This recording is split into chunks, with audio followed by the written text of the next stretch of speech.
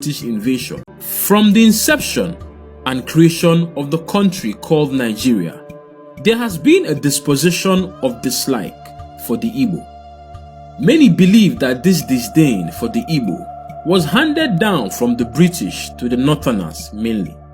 Or maybe this disdain for the Igbo was developed by the North, the West, and other parts of Nigeria because the Igbo were successful strangers in their host communities.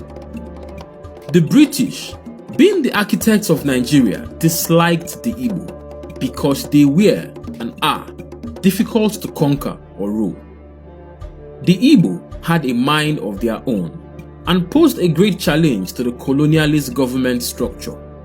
The Igbo lived an individualistic and egalitarian life and did not have a central authority through which the British could have ruled them.